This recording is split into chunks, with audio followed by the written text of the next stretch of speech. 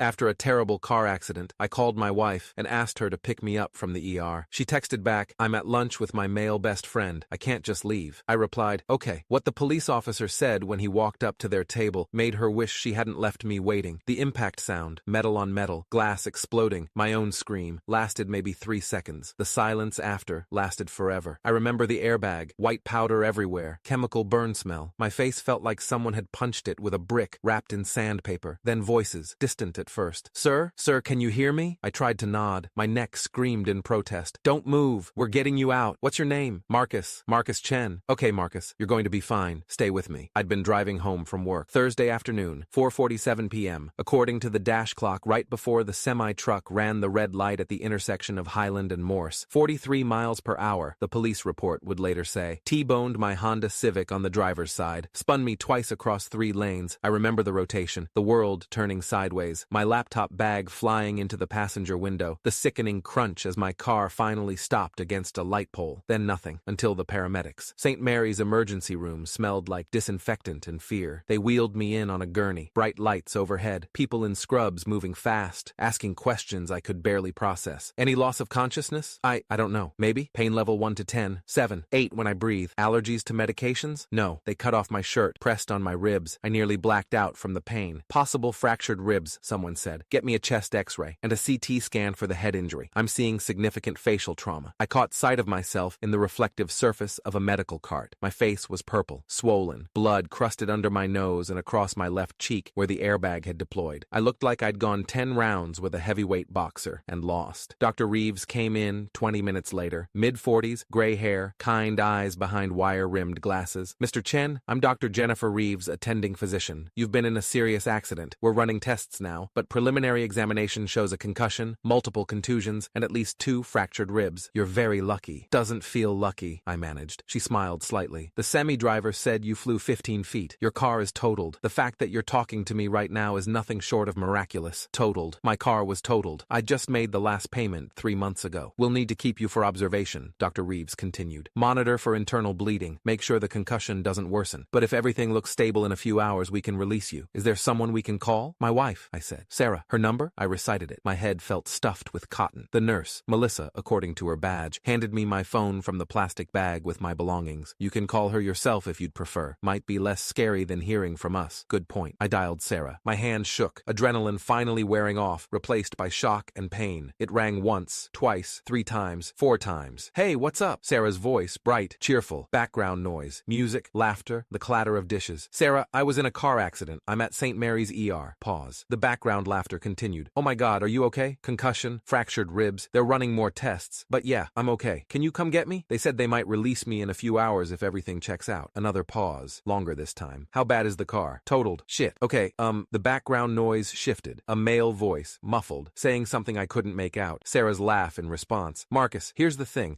I'm actually at lunch right now with Ryan. Ryan, her best friend from college. The guy she'd been spending increasing amounts of time with over the past 6 months. Sarah, I was just hit by a semi-truck." "I know, babe, and I'm so glad you're okay. But Ryan drove all the way from Bellevue to meet me. We just ordered. It would be really rude for me to just bail on him." My ribs hurt. My head throbbed. The fluorescent lights felt like ice picks behind my eyes. "So, what should I do? Can't you just Uber home or get a cab? I can meet you there later. We're almost done anyway." Almost done. She was almost done with lunch, while I sat in an emergency room with fractured ribs and a concussion. "Yeah," I said quietly. Okay, so you'll figure it out?" "Yeah, I'll figure it out. You're the best. Love you. See you at home." She hung up. I stared at my phone, at the black screen, at my own reflection in it. Bruised, swollen, barely recognizable. Nurse Melissa touched my shoulder gently. "Is someone coming?" I looked at her. "No." "Oh." Her expression shifted. Pity mixed with something harder. Anger on my behalf. "Do you have anyone else you can call?" I thought about it. My parents were 3 hours away in Spokane. My brother was deployed overseas. My friends were all at work, and I didn't want to impose. Then I remembered. David, Sarah's older brother. Officer David Torres, Seattle PD, 15 years on the force. We'd always gotten along, played basketball on weekends, grabbed beers after Sarah's family dinners. He was a good guy. Solid. The kind of person who showed up when it mattered. I pulled up his number. Hit call. "Marcus." His voice was warm, happy. "What's going on, man? We still on for the Seahawks game Sunday? Hey, so, I was in a car accident. I'm at St. Mary's ER. Sarah said she can't pick me up because she's at lunch with Ryan. I know you're probably working, but..." "Stop." His voice went cold, flat. "Say that again." "I was in an accident." "No, the Sarah part. She's at lunch with Ryan and said she can't leave to pick me up. Silence. I could hear his breathing on the other end. Then, where are they? I don't know. Some restaurant. She didn't say. Don't move. I'll find out. David, you don't have to. I'm her brother, Marcus. And you're my friend. I'll handle this. He hung up. I sat there in the ER bay, surrounded by beeping monitors and the smell of antiseptic, wondering what handle this meant. Nurse Melissa brought me water and crackers. Eat slowly. Concussion can cause nausea. I nibbled the crackers, sipped the water. Everything tasted like cardboard. The CT scan came back clean. No brain bleeding. The x-rays confirmed 2 fractured ribs on my left side. Dr. Reeves prescribed pain medication and strict bed rest. You got lucky, Mr. Chen. Another 6 inches to the left, and we'd be having a very different conversation. Great, I mumbled. Do you have a safe place to recover? Someone to help you for the next few days? You shouldn't be alone with a head injury. I thought about Sarah, about her laughing in the background of our phone call, about Ryan. I'll figure something out. My phone buzzed. Text from David. Found them. Marco's Italian Bistro on 5th. I'm 10 minutes out. My stomach dropped. I knew Marco's. Upscale Italian place. Expensive. Romantic lighting. The kind of place you took a date, not a best friend. Another text. Don't worry. I've got this. I wanted to tell him to leave it alone, that I'd deal with Sarah later, that it was fine, but it wasn't fine, and I was too tired and hurt to pretend anymore. 20 minutes later, my phone rang. David, I need you to hear this, he said. No greeting, just straight to it. David, what are you? Just listen. The line shifted. Background noise flooded in. Restaurant sounds, silverware, conversation, someone laughing. Then David's voice. Different now. Official. Cold. Sarah Mitchell? David? Sarah's voice. Confused. What are you doing here? I'm here in my official capacity as a police officer with the Seattle Police Department. What? Why? Is Mom okay? Mom's fine. This isn't about Mom. Silence. Your husband was involved in a serious motor vehicle collision approximately 2.5 hours ago. He's currently at St. Mary's Hospital Emergency Department. He sustained multiple injuries, including a concussion and fractured ribs. He called you for assistance. You declined to help him. The restaurant noise seemed to fade, like everyone nearby was listening. I didn't decline. Sarah's voice went defensive. I just said I was at lunch. I told him to get an Uber. You told your injured husband, who was just hit by a semi-truck traveling at 43 miles per hour,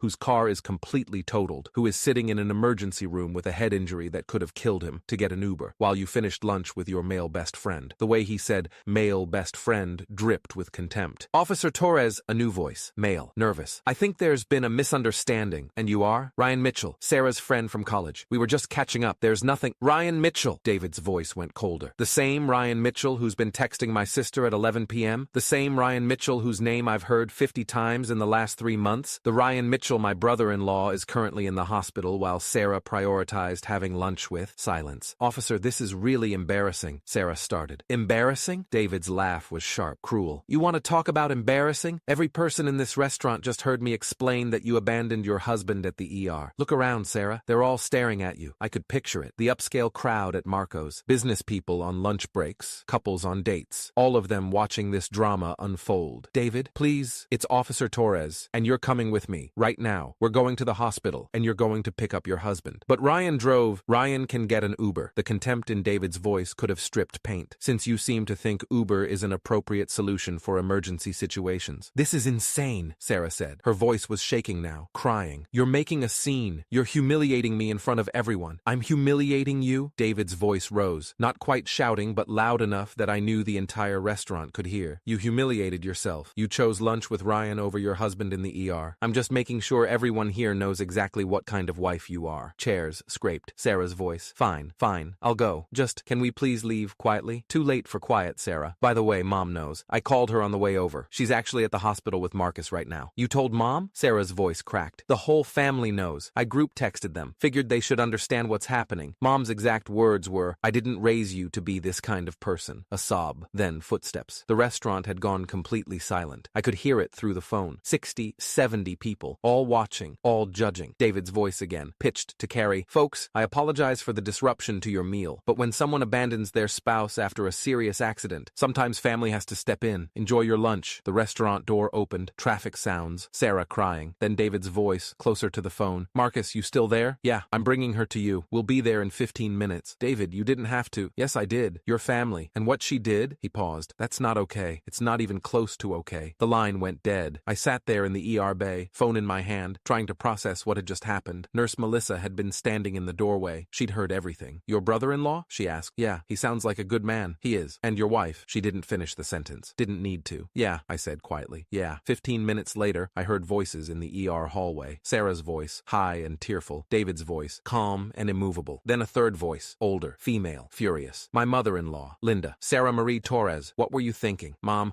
I didn't know it was that serious. He called you from the emergency room. How is that not serious? I thought he was being dramatic. David's voice cut in. The semi-truck left a 40-foot trail of debris. His car had to be towed in 3 separate pieces. But sure, Sarah, he was being dramatic. The curtain to my bay pulled back. Sarah stood there, still in her lunch outfit. Nice blouse, designer jeans, makeup perfect except for the mascara running down her cheeks. Behind her, David in his police uniform. And Linda, my mother-in-law, looking at her daughter with an expression I'd never seen before. Disappointment so profound it was almost physical. Sarah saw me and gasped, "Oh my God." Marcus, I knew how I looked. Purple bruises blooming across my face and neck, bandages on my forehead where they'd cleaned the cuts, my left arm in a sling because moving it pulled on my fractured ribs, hospital gown, IV in my right hand. "Hi," I said. She rushed forward, grabbed my good hand. "Baby, I'm so sorry. I didn't know it was this bad. I thought you just had like a fender bender or something. I told you I was hit by a semi." My voice came out flat, empty. "I told you I had a concussion and fractured ribs. I know, but on the phone you sounded fine." "I sounded fine?" I looked at her. "I called you from the ER. What about that sounded fine?" She opened her mouth, closed it. David stepped forward. "Marcus, how are you feeling?" "Like I got hit by a truck." He smiled slightly. "Fair enough. Dr. Reeves said you can be released in about an hour if your vitals stay stable. I'll drive you home." "Thank you." Linda approached the other side of my bed. "Marcus, honey, I'm so sorry. If I'd known, it's not your fault, Linda. It's hers." She looked at Sarah. "I don't even know what to say to you right now." Sarah's face crumpled. "Mom, please, I made a mistake. Ryan had driven so far, and I thought Marcus would be okay and—" "Ryan." Linda's voice went sharp. "You're still talking about Ryan. Your husband is lying in a hospital bed, and you're making excuses about Ryan. That's not fair. None of this is fair." Linda's voice rose. Other ER staff glanced over. She lowered it again, but the anger remained. "You took vows, Sarah, in sickness and in health. This is literally the in-sickness part, and you chose lunch." Sarah was full-on crying now. "I didn't know what else to do. Ryan was already there, and Marcus said it was okay. I said okay because what was I supposed to say?" I asked quietly. "Beg you to come? Force you to care that I was hurt? That's not— I do care. You cared more about not being rude to Ryan than about me being in the ER." The words hung in the air. Sarah shook her head desperately. "That's not true. I love you. I wasn't thinking." "No," I agreed. "You weren't." Dr. Reeves appeared, tablet in hand. She took in the scene. Crying wife, angry mother-in-law, stone-faced cop, bruised patient, and her expression went carefully neutral. "Mr. Chen, your vitals are stable. No signs of internal bleeding. I'm comfortable releasing you with strict instructions. Bed rest for at least 3 days. No driving for a week. Follow up with your primary care physician in 72 hours. Return immediately if you experience worsening headache, vomiting, or loss of consciousness." "Understood." She handed me a packet of papers. "Your discharge instructions and prescriptions. Take the pain medication as directed. Ice your ribs 20 minutes every few hours. And Marcus," she looked at me seriously, "you need someone with you for the next 48 hours. Concussion protocol. Is that possible?" I looked at Sarah. She nodded quickly. "Of course, I'll take care of him." Dr. Reeves glanced at David, then back to me. "You have my card if you need anything." The implication was clear. If you need anything, she's not providing. The ride home was silent. David drove. Linda sat in the passenger seat. Sarah and I were in the back. She kept trying to hold my hand. I kept pulling away, not to be cruel, just because I couldn't let her touch me, couldn't pretend everything was fine. We pulled up to our apartment building. David helped me out of the car, up the stairs, into our second-floor unit. Sarah unlocked the door. The apartment looked exactly as I'd left it this morning. Coffee mug in the sink, work bag by the door, normal Thursday morning, before everything changed. David helped me to the couch. Linda went to the kitchen, started making tea without asking. Sarah hovered. "Marcus, can I get you anything? Water? Your pain meds? Do you want to lie down in bed?" "I'm fine here." "Are you sure? The bed would be more comfortable." "Sarah," I looked at her. "I'm fine here." David sat in the armchair across from me. "Marcus, I need to ask you something, and I need you to be honest, okay? How long has this been going on? The Ryan thing?" Sarah made a strangled sound. "There is no Ryan thing. I'm not asking you." David's voice was cold. "Marcus?" I thought about it. About the last 6 months. About the increasing number of work dinners that Sarah came home late from. About the texts I'd seen flash across her phone. Nothing explicit, but familiar, intimate. About the distance growing between us. 6 months, I said. Maybe longer. I'm not sure. Have you talked to her about it? "A few times. She said Ryan was just a friend, that I was being paranoid." David looked at his sister. "You made him feel crazy for noticing." "I wasn't doing anything wrong." Sarah's voice rose. "We're friends. We have lunch. We text. That's what friends do. Friends don't prioritize each other over spouses in emergencies," Linda said from the kitchen. "Friends don't make their husbands feel paranoid. Friends don't—" She stopped, took a breath. "Sarah, honey, I love you. You're my daughter, but you need to take a hard look at what you've been doing." "I haven't been doing anything." "Then why did you choose Ryan over Marcus today?" David asked. "Explain it to me. Make it make sense." Sarah opened her mouth, closed it, tears streaming down her face. "I panicked," she finally whispered. "When Marcus called, I panicked, because Ryan Ryan was sitting right there, and I knew how it would look if I just left, and I thought Marcus would understand and— You thought wrong, I said, quietly. She looked at me. Marcus, please, I'm sorry, I'm so sorry. I made a terrible mistake. But I love you so much. Please don't— Her voice broke. Please don't give up on us. I wanted to feel something. Anger, hurt, betrayal, but all I felt was tired. So incredibly tired. I need to rest, I said. Can we talk about this later? Of course. She moved toward me. Let me help you to bed. I'm staying on the couch. But Dr. Reeves said— I'm staying on the couch, I repeated, firmer this time. She stopped, nodded. Okay, I'll get you a blanket. After she left the room, David leaned forward. Marcus, I love my sister, but if you need to stay somewhere else, my place is open. No judgment, no questions. Thanks, I'll think about it. Linda brought me tea. I'm going to stay tonight, on the couch in your office, just to make sure you're okay. Linda, you don't have to. I know I don't have to. I want to. Besides, someone needs to make sure Sarah actually takes care of you. Sarah returned with blankets, pillows, my laptop, my phone charger, and my pain medication. Arranged everything carefully, helped me get comfortable. The whole time, not meeting anyone's eyes. David and Linda left around 7 p.m. As David walked out, he pulled me aside. I called work, told my sergeant what happened. He said if you need anything, and I mean anything, the whole department has your back. Your whole department? Your family, Marcus. And what happened today? He shook his head. Just remember, you're not alone in this. After they left, Sarah made dinner. Soup, crackers, easy to eat. She brought it to me on the couch, sat in the chair David had vacated. Marcus, I need you to know something. I sipped the soup, waited. Ryan and I, we're not having an affair. We've never been physical. We've never even talked about it. He's my friend, that's all. Okay? But, she swallowed hard, I think maybe I've been using him as an escape. From us, from our problems, from feeling like we've been drifting apart. And today, when you called, I saw a choice. Come to you and deal with the reality of our marriage. Or stay with Ryan and pretend everything was fine for a little longer. And I chose wrong. I set down the soup. We've been drifting apart because you've been spending all your time with him. I know. You made me feel crazy for noticing. I know. And today, when I needed you most, you weren't there. Her face crumpled. I know. So, what do we do now? She looked at me. Really looked at me. I don't know, but I want to fix this. I want to be better. I want to be the wife you deserve. I don't know if I can trust you anymore, Sarah. The words fell like stones. She started crying again, nodded. I understand. I do, but please